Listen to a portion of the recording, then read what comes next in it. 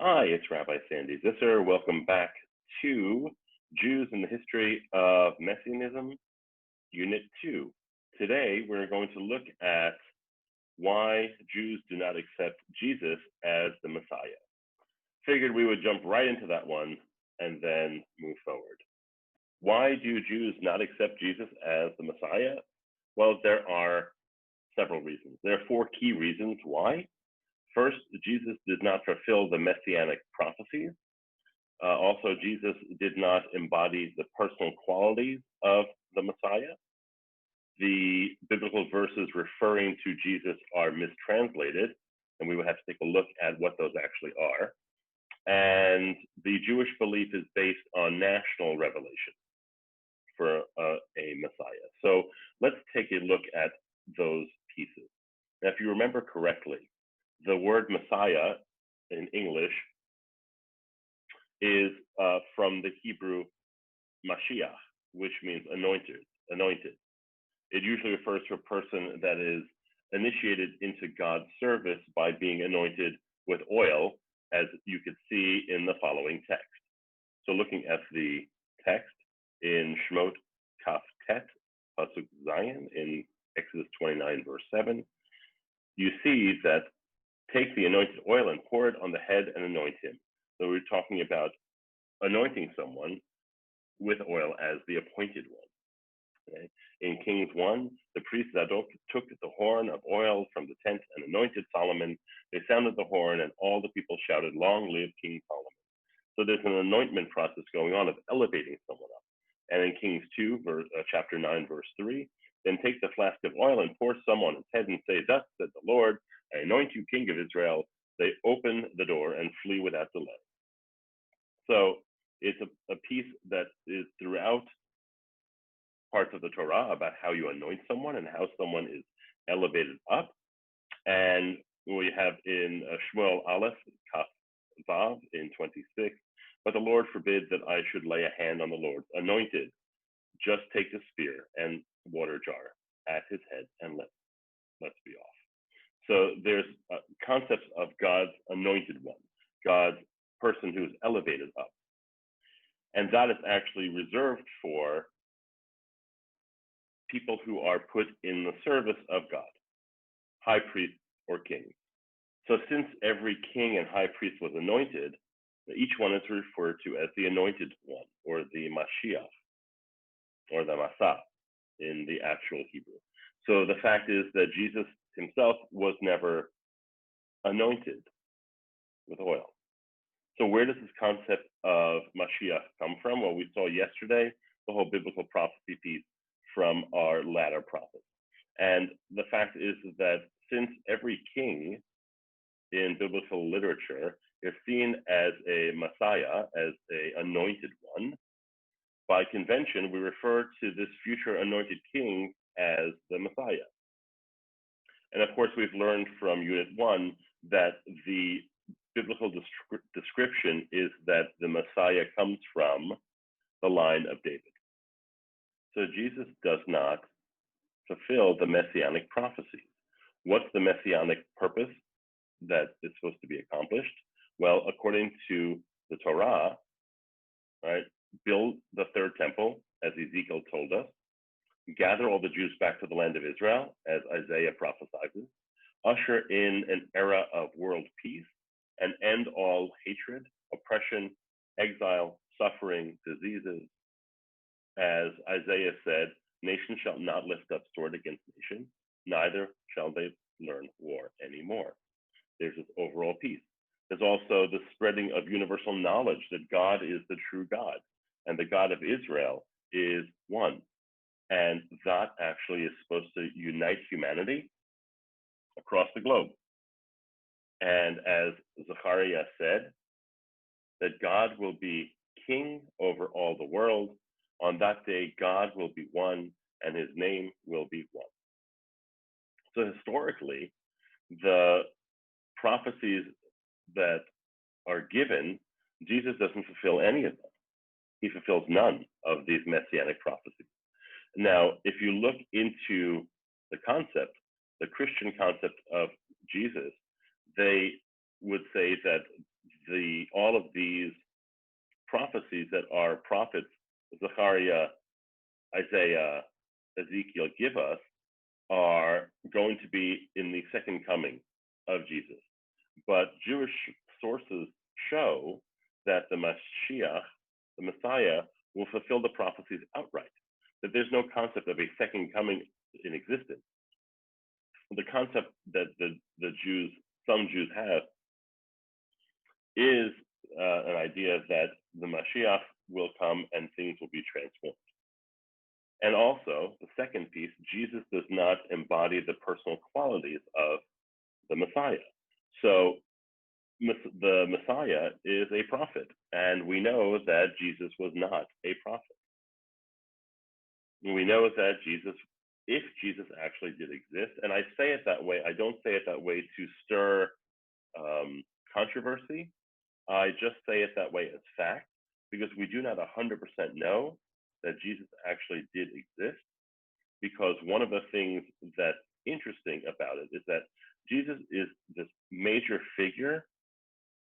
historical figure that spawns the Christian religion, that spawns Christianity after he is crucified, yet there's no actual record of him. There's no writings that are proof source, from his time. His disciples write hundreds of years later. The Christianity is developed around Jesus. It happens hundreds of years later. But there's no factual proof of Jesus ever existing. Now, let's say that he does exist. And we'll take that for face value as it is right now. So Jesus exists. Jesus is a rabbi in a time period where it was not okay to question. It was not okay to question authority. It was not okay to question Torah. It was not okay to go against the grain. And what happens is that Jesus does all of those.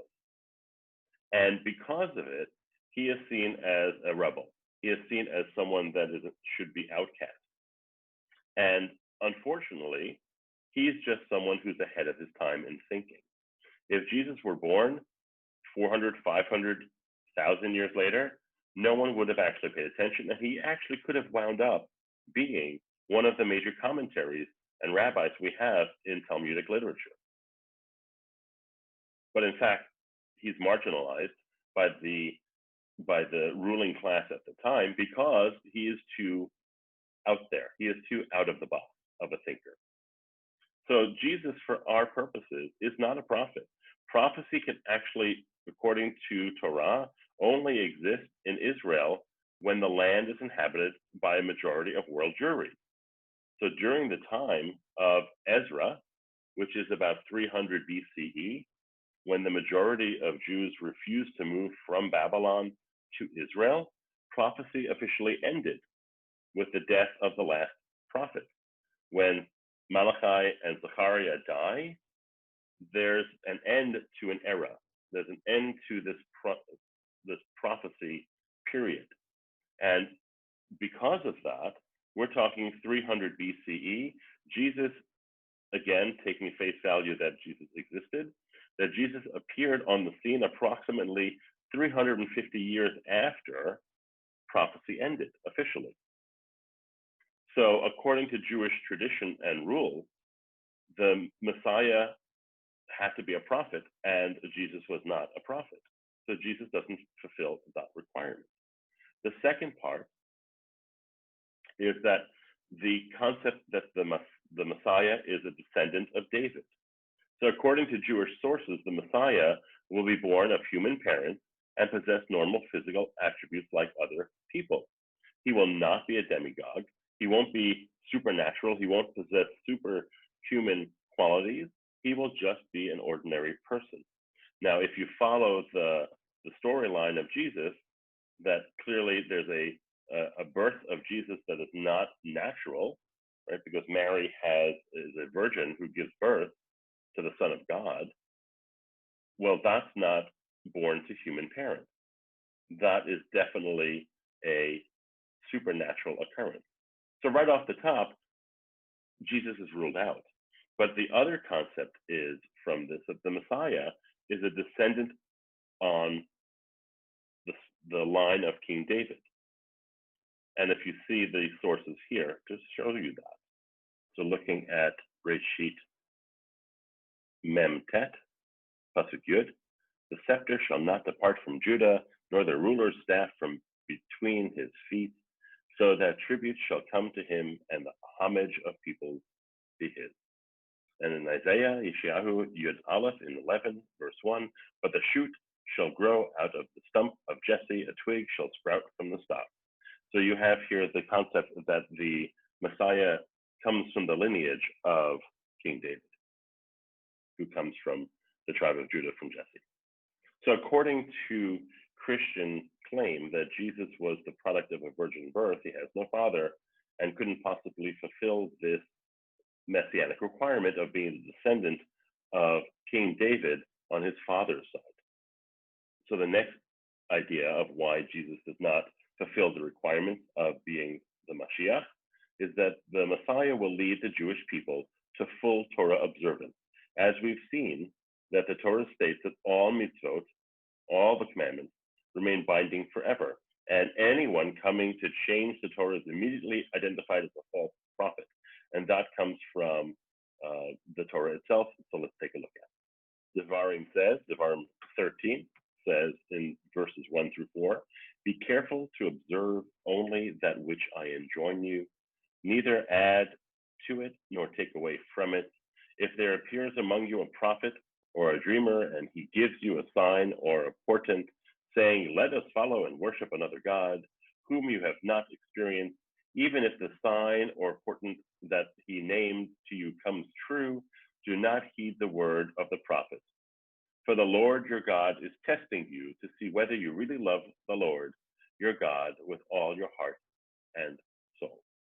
So that's the proof from Devarim, from Deuteronomy, about the Torah warning the people about false prophets who want to change any laws. Now, throughout the New Testament, Jesus contradicts the Torah and states that commandments are no longer applicable, that are no longer necessary. So we see that in several places. For example, there's a record in the book of John that made it clear that Jesus was purposely contradicting Torah commandments and violates Shabbat by creating some sort of paste, which caused some of the Pharisees who saw it to say he does not observe Shabbat. So there's a clear piece to it that Torah observance is a major piece of the Mashiach, because after all, it's going to be a time period in which Torah law takes over and is in charge of everything. So it can't be that the Mashiach is going to be defying Torah law. It actually has to be that this Mashiach is working in conjunction with Torah law, embracing it and promoting it. So you have these pieces so far of why Jesus is not or cannot be considered the Jewish Messiah. And now, of course, we take a look at some of the biblical verses that if you misinterpret them, it's very clear that Jesus is the Messiah. But if you read the Hebrew text and look at it, you could see that there are many discrepancies in the translation that is used by Christianity. So for instance, let's take a look. So here in Isaiah, Zion, in Yeshayahu, Zion, in Isaiah chapter 7, Yud Daled, Pasuk 14, it says that assuredly my Lord will give you a sign of his own accord. Look, the young woman is with child and about to give birth to the son. Let her name him Emmanuel. Now, looking at this, the description in Yeshayahu here of the word Alma, right? The concept of Alma has always meant a young woman, as you can see here in the biblical translation. But Christianity the theologians in Christianity that came centuries later translated this word Alma to be virgin. So it's not a young woman, it's a virgin woman. So this accords Jesus' birth with the first century idea that gods can impregnate people and that you could have a child with a god. And that's really a first century pagan concept that Christianity then incorporates and mistranslates the word Alma. Now, if you continue on in the next proof text with Psalm 22, Tehillim Kaf Bet, verse Yud Zayin 17, dogs surrounded me, a pack of evil ones closes in on me, like lions, they maul my hands and feet. And what you have here is like a lion, they are at my feet. Yeah. So the Hebrew word for lion is ari. So ke'ari here is like a lion. Grammatically, it's similar to the word gouged in Hebrew. So the Christian theologians read this verse as a reference to the crucifixion, and they pierced my hands and feet. Right? Instead of mauled, that the lion mauled, right? It's gouged my hands and feet, or pierced my hands and feet. So they refer to the Tehillim here, the Psalm 22 here, as a reference to crucifixion, and not a reference to the concept of being.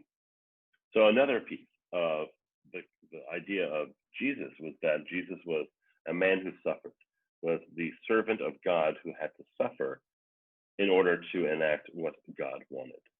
So let's take a look at the text they actually used and see how it's misinterpreted. So we find ourselves back in Isaiah Nun Bet in 52.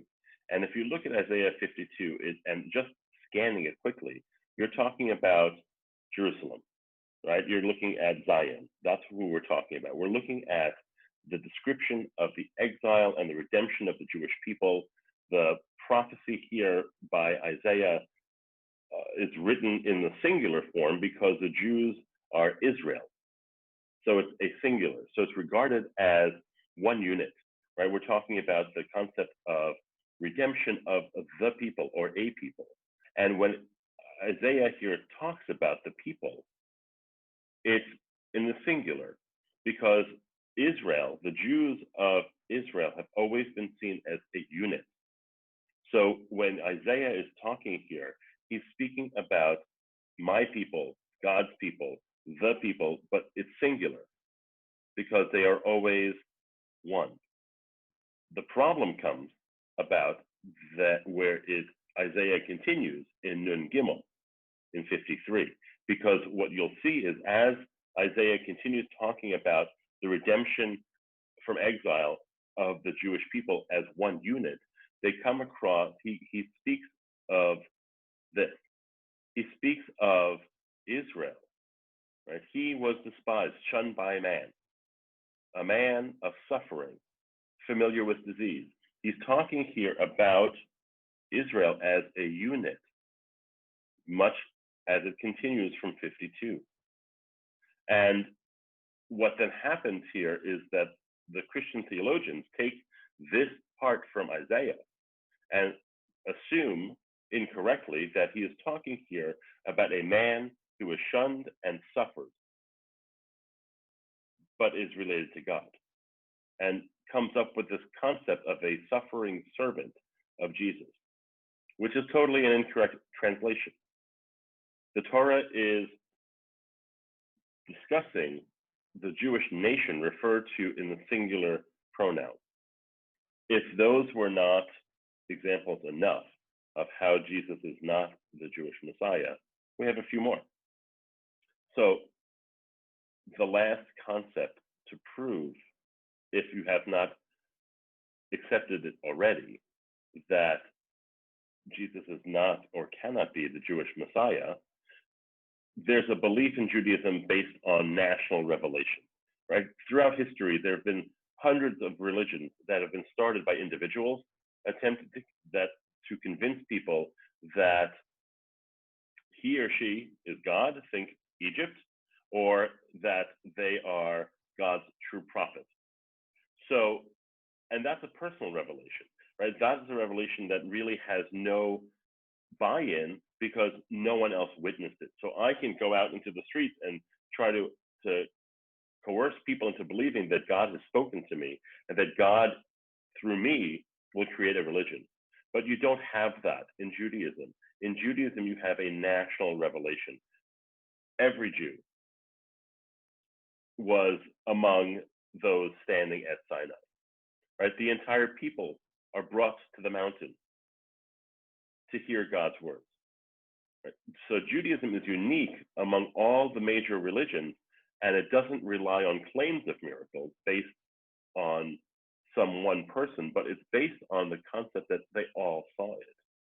So let's take a look at a proof text for that.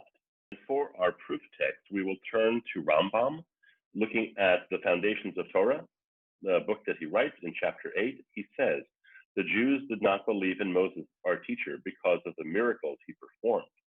Whenever anyone's belief is based on seeing miracles, he has lingering doubts because it's possible the miracles were performed through magic or sorcery. All of the miracles performed by Moses in the desert were because they were necessary and not as proof of his prophecy. What then was the basis of Jewish belief? The revelation at Mount Sinai, which we saw with our own eyes and heard with our own ears, not dependent on the testimony of others. As it says in Devarim, face to face, God spoke with you. The Torah also states God did not make his covenant with our fathers, but with us, who are all here alive today. And because of that, we don't need to rely on miracles that are told to us by someone else. That all the miracles performed by Moses are necessary because they were needed for the moment. Right? The water coming out of the rock, for instance, the people needed water. It wasn't just to show off. Now, Judaism is not about miracles. It's about personal eyewitness experiences that every person, every Jewish person stood at Mount Sinai thousands of years ago. And if you don't believe that we were all there, you should follow the text to believe that all of the people at that time in Israel were there. So there's that total concept of that. And these are the reasons why Jesus is not the Messiah. And because of this, we can clearly see that Jesus cannot be the Jewish Messiah. And I thank my friends over at H.com, Rabbi Shagra Simon, for the majority of the proof text for this video. See you next time.